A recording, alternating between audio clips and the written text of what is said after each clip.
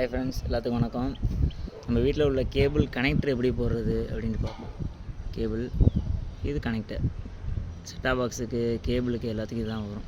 சரிங்களா? இது எப்படி போடுறதுன்னு பார்ப்போம். கட்ரு வீட்டில் இருந்தால் கட்ரு யூஸ் பண்ணிக்கோங்க. அப்படி இல்லைனா உங்கள் வீட்டில் கத்தி இருக்கும்ல, அந்த கத்தியை வச்சு சுற்றிலும் கட் பண்ணிக்கோங்க. எப்படின்னா இந்த பார்த்தீங்களா, இந்த நீடில் இருக்குது பார்த்தீங்களா, இது கட் ஆகிடக்கூடாது. மற்றபடி அப்படியே எடுத்தோம்னா வந்துடும்.